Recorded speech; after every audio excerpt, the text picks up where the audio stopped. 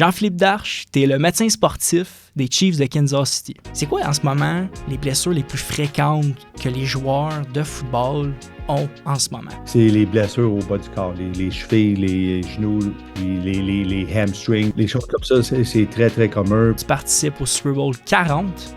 Tu deviens donc le premier Québécois et le deuxième Canadien à participer au Super Bowl. Je pense que le monde ne voit pas, que ce soit le Super Bowl, la Coupe Stanley, le NBA, le baseball, c'est les gars, ils pleurent, ils s'élèvent, c'est le gros moment de leur vie, mais tu vois pas souvent l'autre côté de la médaille que l'équipe qui a perdu. Probablement quand le match finit, c'est tout de suite comme tout le monde se fait pousser dehors du terrain. Tu en as bien des gars de même qui jouent maintenant dans la NFL, que c'est des phénomènes physiques.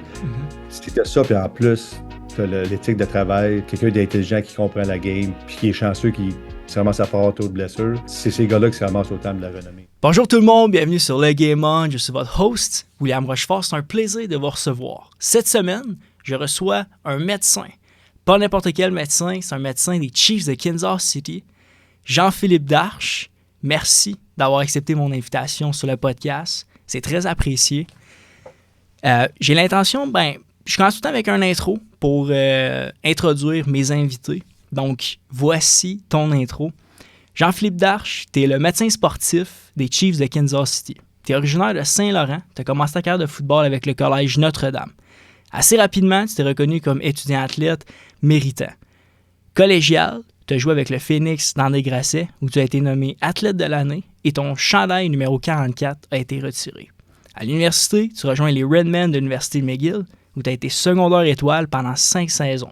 Tu finis ta carrière universitaire en tant que meilleur plaqueur de l'histoire du programme.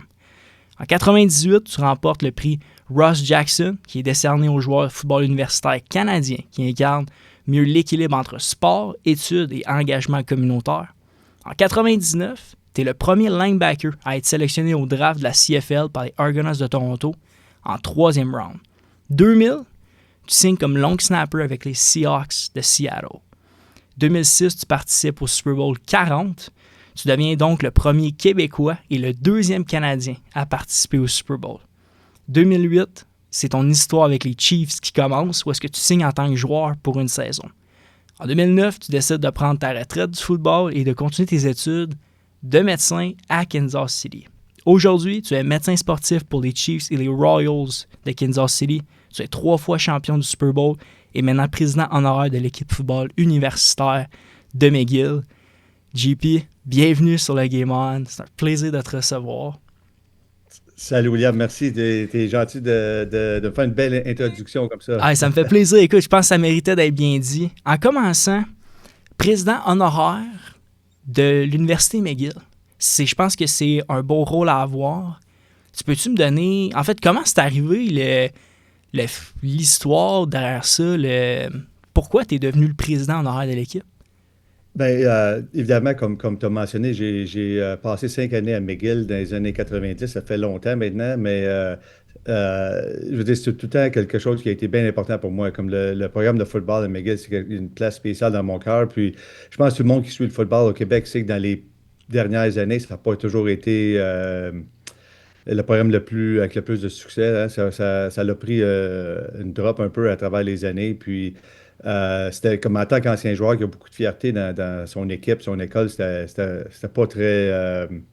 C'était pas le fun à voir. Tu sais. Puis, quand les équipes, les programmes comme ça ont moins de succès, ce que tu vois, c'est que c'est partout pareil. C'est que l'intérêt des anciens, puis l'engouement là, pour les gens de s'impliquer, puis de faire des donations, puis juste d'être autour du programme, ça va moins bien. Puis, depuis que Alex Surprenant est engagé comme coach, il a fait un complet, un changement incroyable là, sur l'engouement que les gens ont à McGill. Il a amené de l'énergie, il a amené un plan, il a amené de l'enthousiasme. Et puis, littéralement, après une couple de mois qu'il s'est fait engager, là, j'ai vu la différence incroyable. Puis, même on a quelqu'un Vincent Gagné, c'est son nom, un Québécois, un ancien joueur de McGill, qui est encore plus vieux que moi. Il n'aime pas ça, je dis ça, mais Vincent s'est impliqué en tant que comme le président des anciens joueurs de football de McGill. Puis les deux ensemble m'ont approché, ils m'ont dit, écoute, serais-tu intéressé à être le président honoraire du programme de football? Puis ça m'a fait plus que ça m'a pris à peu près 2 secondes à y penser. Puis j'ai tout de suite dit oui. Puis je suis bien excité là, où le programme s'en va, de toute de l'énergie. C'est un changement incroyable là, des dernières années. Fait que j'ai vraiment espoir là, que le programme soit sur la bonne voie. Est-ce que tu as un plan? Est-ce que tu fais partie, mettons, de certaines solutions? Est-ce que tu es capable d'amener, en tant que président, certaines ressources que ben, McGill n'ont pas présentement, mais que peut-être que tu peux leur amener? Mais je pense que dans mon rôle, principalement, c'est d'essayer d'aider, comme de trouver comme l'engouement, là, tu sais, connecter avec les anciens joueurs, Ouais. surtout ceux que moi je connais, tu sais, de mon âge un peu. Puis déjà, on a plusieurs gars là, de mon âge il y en a plusieurs qui habitent encore dans la région de Montréal, puis qui sont retrouvés un intérêt là, à appuyer le programme. Euh, Puis c'est plus comme, je veux dire, Alex puis Vincent, les deux, ils ont vraiment des bons plans pour le. Il y a une campagne de financement qui va commencer bientôt là, pour essayer de. Il y a certaines choses qu'il faut que soient améliorées dans le programme, comme la chambre des joueurs, des choses comme ça qu'on est dû là, pour. Ça fait 30 ans. Moi, quand j'ai commencé à McGill, c'était flambant neuf, là, le locker room, là, la Mhm. partie, là, on change. Puis là, ça fait 30 ans. Fait que ça paraît que ça fait 30 ans. Fait que c'est le temps de l'améliorer un peu. Puis ça coûte des sous, ça. Puis c'est Exact. pas évident de trouver les fonds pour ça. Puis ça, c'est un des projets que je sais qui a commencé. Maintenant, ton histoire. J'aimerais que tu nous introduis, j'aime ça partir de ça pour donner vraiment un bon background aux invités.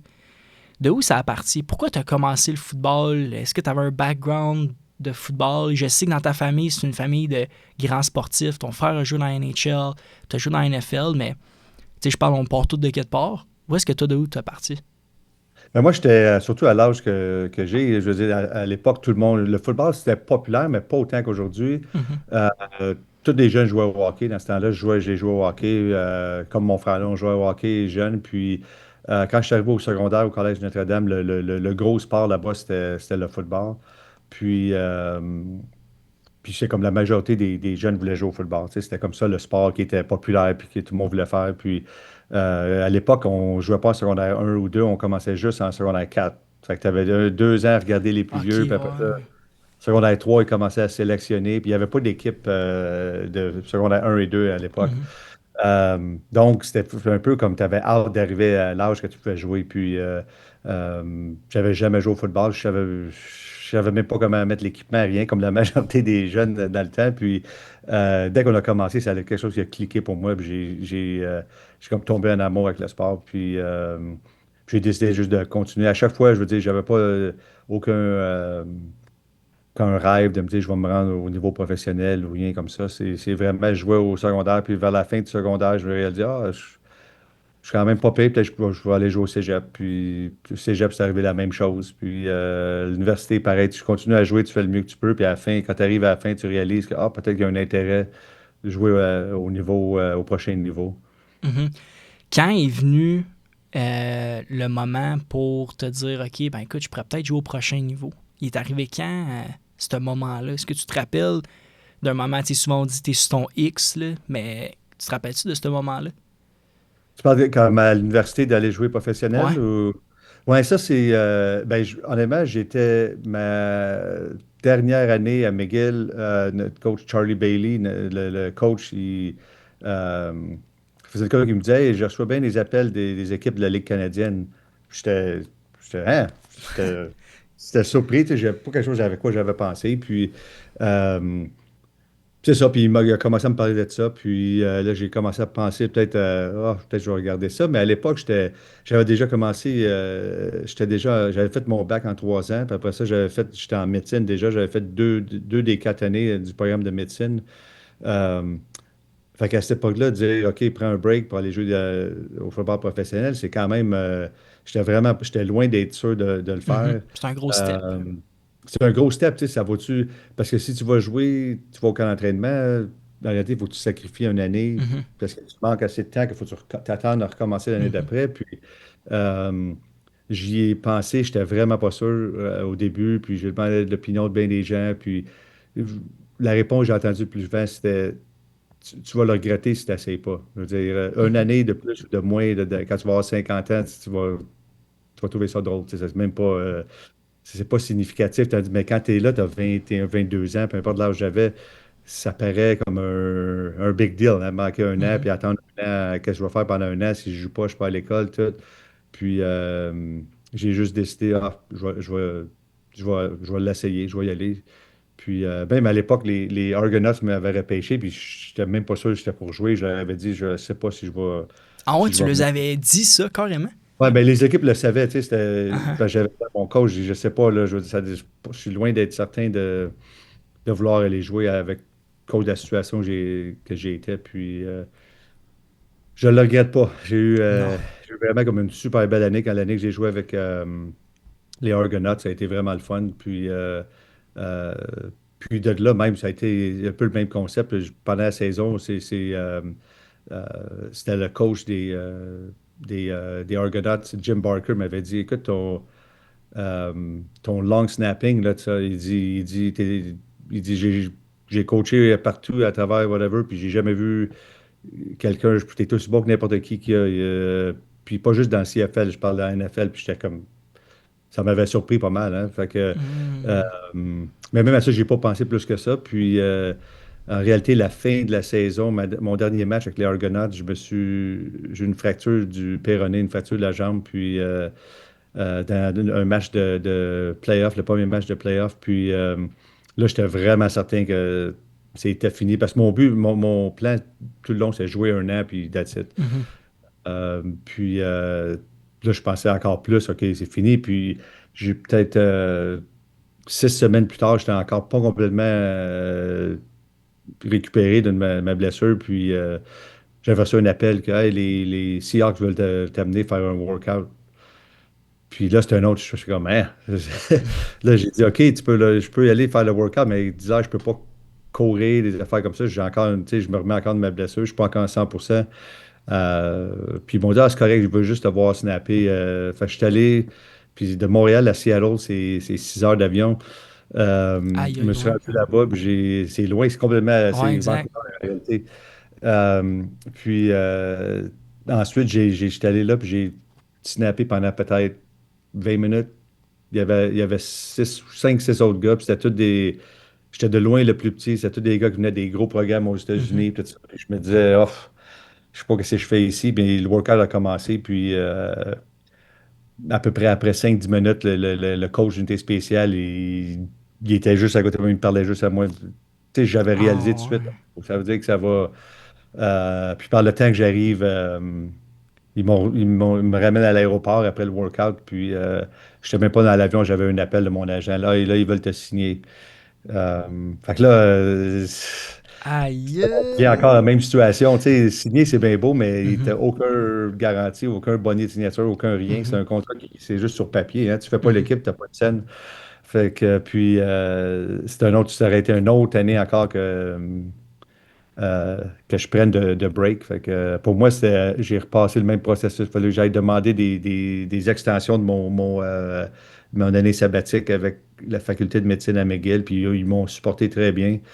Mais c'était quand même un processus, puis j'ai décidé de le faire. Même concept, là, quand on va l'essayer, puis euh, ça a fini par durer 10 ans. Fait que Ouais, ça c'est valait. hot. Ouais, exact. Ça a valu la peine. Est-ce que, question de même qui me pop en tête, est-ce que tu as eu un impact sur quand Laurent Duvernay-Tardif a voulu aller jouer dans la NFL, puis il y avait en même temps tu sais, ses études et la NFL? Est-ce que toi, tu as eu un. Tu l'as-tu conseillé là-dedans? Est-ce que tu y as parlé de ce que toi, t'avais vécu, puis.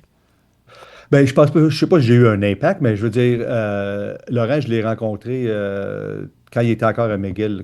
quand il était pour aller pour le repêchage. Il était un peu dans la même situation.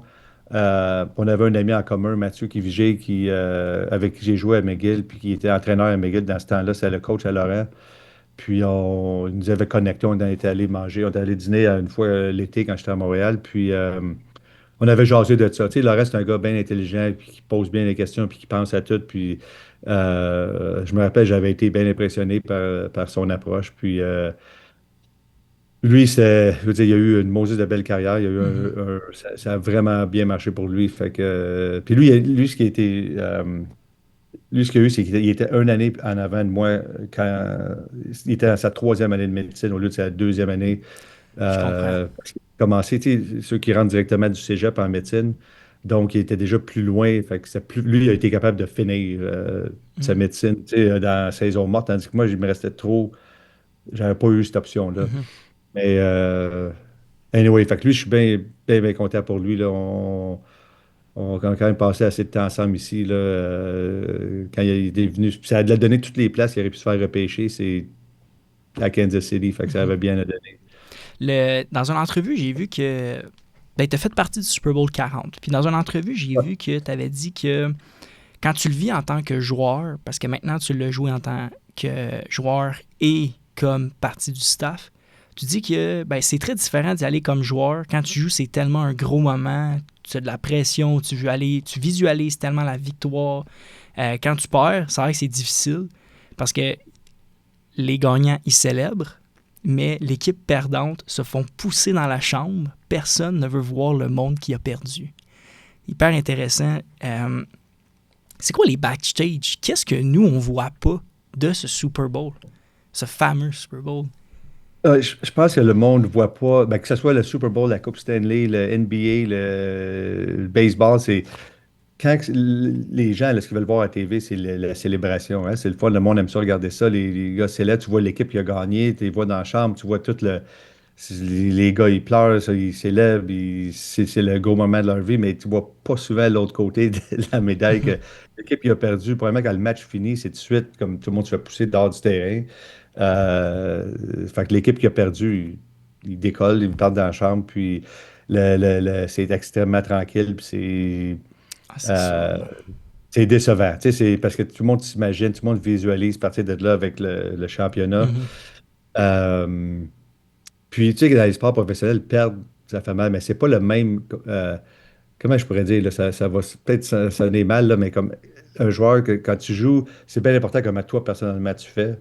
L'équipe, c'est bien important, mais c'est le numéro deux. On va être honnête, là, je veux dire, il n'y a pas un joueur qui va dire le contraire de ça parce que c'est une job, puis c'est une affaire professionnelle. Puis Mhm. si et juste te dire, ah, moi, je suis juste content que l'équipe gagne ou perde, mais toi, tu n'as pas bien fait, mais tu ne seras plus là pour apprécier les victoires. Hein.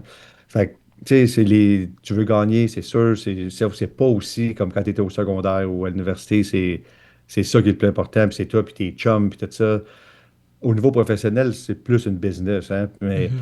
une fois que tu arrives dans les playoffs, tu arrives dans les séries, là, ça n'existe plus. Ça, tu te sens pareil comme quand tu étais au secondaire avec tes chums.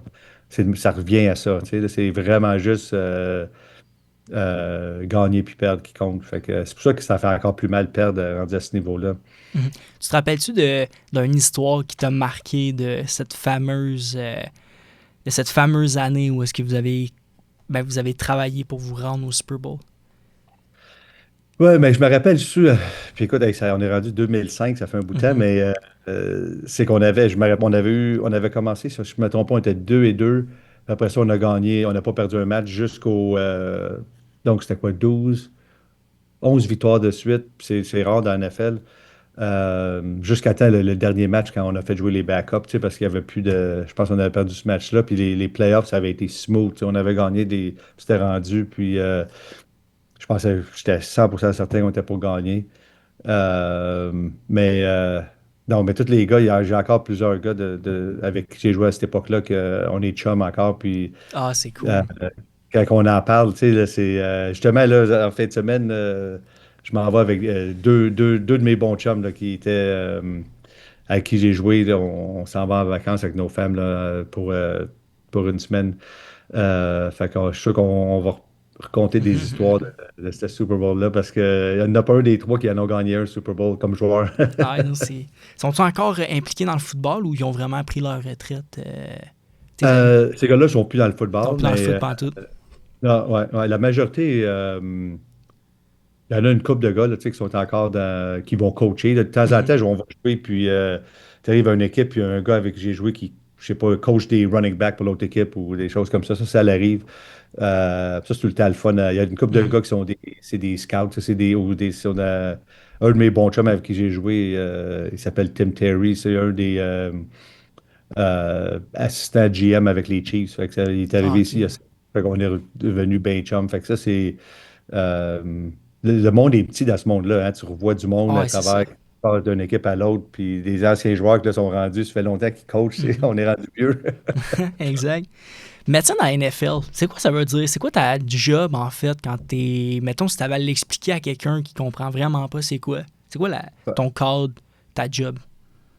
Oui, je pense qu'il y a une fois, des fois, le monde, ils ont l'impression que les médecins d'une équipe, pareil comme que ce soit pour les Canadiens de Montréal ou n'importe quelle équipe, que les médecins, c'est ça qu'ils font à temps plein, mais ce n'est définitivement pas. Tous les médecins de peu importe quelle équipe, ils ont une pratique normale, ils pratiquent Mhm. comme un médecin, comme n'importe quel médecin. Puis, c'est comme un extra à ta tâche, en réalité. OK. C'est que, il y a des fois qu'il faut être là, par exemple, au camp d'entraînement. Nous autres, il faut qu'on ait tout le temps un médecin là à chaque pratique, juste pendant le camp d'entraînement, pendant 4-5 semaines. Donc, on s'alterne ça, puis tu vas passer toute la journée au camp. À part ça, c'est des choses, ça peut être pendant la saison, il faut tout le temps être au match. Tu sais, on est une couple de métiers, donc on peut alterner. Je ne fais pas tous les matchs. Puis après ça, c'est des choses là, qui arrivent dans la semaine. La partie qui demande le plus de temps, ça va être, je veux dire, je peux être dans ma clinique un mardi matin, puis tout d'un coup, je me fais appeler, puis il y a un joueur qui a besoin d'être vu, ou un coach, ou la femme d'un coach, ou l'enfant d'un coach. Ça peut être n'importe quoi. Puis, fait qu'on on fait beaucoup de. Ça prend quand même pas mal d'heures par semaine. Fait que Mhm. c'est tout l'extra. C'est tout en extra de ton. Nous, on est chanceux. La manière que ça marche ici, c'est que le système, le gros centre hospitalier, l'Université de Kansas, pour laquelle je travaille, on a une clinique qui est située à l'intérieur du stade des Chiefs. Ah, nice. Tu sais, c'est une clinique normale que les gens peuvent Mhm. venir, mais puis on a une porte en arrière qui se rend je veux dire, en 20 pas, je suis rendu dans la chambre. Fait que ça rend ça pas mal simple. Fait que les gars, ils ont besoin de quelque chose, ils peuvent venir comme ça. Mhm. Moi, je peux me rendre là-bas.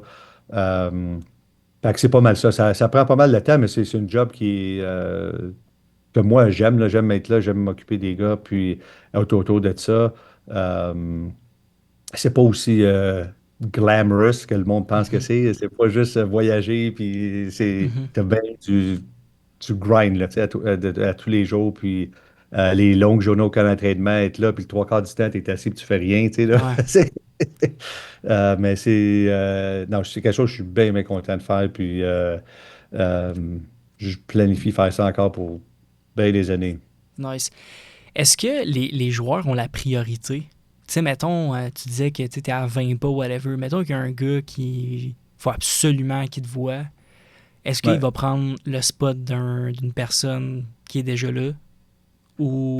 ce qu'on fait, c'est que comme mettons, quand faut que je vois les joueurs, c'est pas comme c'est pas comme officiel, pareil. Tu sais, comme Mhm. quelqu'un, un patient normal vient, puis tu as un rendez-vous, puis tu viens. Eux autres, on les squeeze in. Tu sais, Ah, ok, ouais, je comprends. on a une salle pour eux autres. Fait entre deux patients, je vais aller voir. Ouais. Euh, Puis souvent, ça va être le soir ou la fin de semaine. Ça peut être comme en dehors des heures de bureau normales. Mhm. On trouve tout le temps le temps pour les voir. C'est ça le expectation. Tu sais, ça que Mhm.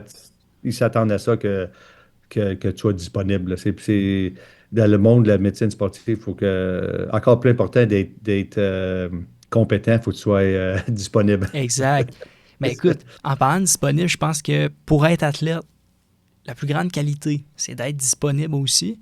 Parce que un de mes bons chums, Anthony Gosselin, que j'ai eu sur le podcast aussi, je joue pour les Red Black, il est running back là-bas, puis il me disait, tu sais, la plus grande qualité d'un joueur de football qui est pas assez dit professionnel, c'est d'être disponible.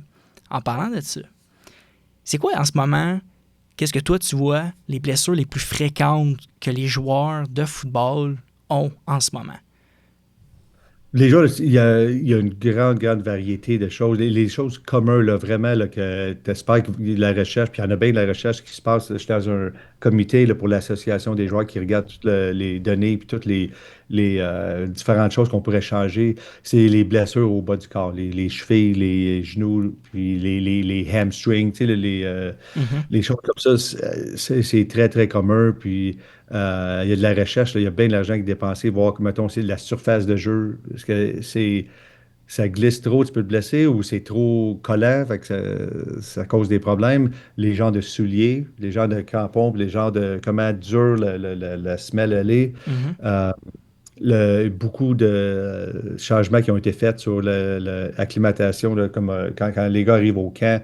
À l'époque, là, je me rappelle quand je jouais, c'était tout de suite, première journée, 2 pratiques avec des pads, puis c'est pas de, tu n'avais pas d'adaptation. Aujourd'hui, il y a vraiment un processus qu'il faut que tu ailles au moins 3 journées avec pas d'épaulettes, pas de contact, puis pas plus long qu'un certain nombre de temps, puis Mhm. tu augmentes le load pour éviter les blessures.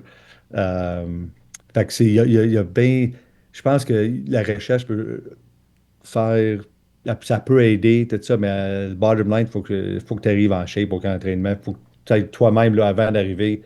Puis une grosse partie, c'est de la chance. Je veux dire. Puis il y a des gars Mhm. qui font toutes les bonnes choses, sont en shape, ils s'entraînent, ils mangent bien, ils font tout, mais ils se blessent tout le temps. Tu te demandes pourquoi. C'est pareil comme quand tu regardes des Canadiens, puis il y a des gars qui sont toujours blessés. C'est pas parce que là, souvent, c'est juste de la malchance. Ils sont bâtis d'une manière qu'ils se blessent. Puis c'est bien plate quand tu es un joueur comme ça. Mhm. C'est vrai qu'il y a le côté, tu sais, comment que tu appelles ça, pas biologique, mais le côté tu sais, de ta nature humaine, genre, tu sais, c'est reste Ouais. que c'est ça, si ton corps est fait d'une façon, tu sais, comme mettons GSP, que lui, son corps, il se coupait facilement, genre. Fait que quand il se Ouais. battait, il avait tout le temps l'air d'être tout le temps défoncé, mais en réalité, il était correct, juste que son corps était fait de cette façon-là. Mais c'était pas intéressant. Est-ce que tu aurais une façon, tu sais, avec avec l'expérience que tu as maintenant, que tu as vu plusieurs top 1% des athlètes s'entraîner, est-ce que tu aurais des conseils à donner pour, mettons, optimiser la récupération des athlètes pour après des entraînements, après des matchs? Ben, je pense que ça revient à, quelque chose, les basics, là, les affaires bien simples, là, c'est vraiment là, comme l'importance du sommeil, de la nutrition, puis de vraiment comme s'entraîner trop, c'est pas mieux que pas assez. Tu sais, faut que quelque chose, faut que tu un coach là, qui sait comment, un strength coach, un entraîneur, là, un trainer qui est capable de savoir qu'est-ce que tu as besoin. Si tu as des déficiences en quelque part, des faiblesses ça, que ce soit dans les hanches ou les cuisses, il faut tout régler ça avant de vraiment être capable de se pousser. Euh, Puis, je veux dire, le meilleur effort que tu peux avoir, puis faire toutes les choses, tu mets les chances de ton côté, puis euh, quand tu regardes les joueurs, je veux dire, tu regardes, il y a des joueurs avec qui j'ai joué ou j'ai vu qui sont au temple de la renommée, tu sais, vraiment des élites. Ça, je suis convaincu que 90%, c'est pas ce qu'ils ont fait, ils ont été, c'est God-given, comme on dit, tu sais, Ah ouais, c'est hein? des habiletés naturelles, tu sais. Il y a, il y a bien de ces gars-là, c'est des gars différents, c'est des phénomènes, Puis écoute, t'en as bien des gars de même qui jouent, mettons, dans la NFL, que c'est des phénomènes physiques. Mhm, Si tu as ça, puis en plus, tu as l'éthique de travail, quelqu'un d'intelligent qui comprend la game, puis qui est chanceux, qui se ramasse à pas avoir trop de blessures, c'est ces gars-là qui se ramassent au terme de la renommée. mhm, Euh, mais il n'y a pas personne, je pense, au terme de la renommée qui est juste un talent moyen, qui a travaillé pour se rendre là. C'est des personnes comme physiquement qui sont des spécimens. mhm. C'est intéressant que tu me dises ça. Ça veut dire que tu sais, tu peux te préparer comme tu veux.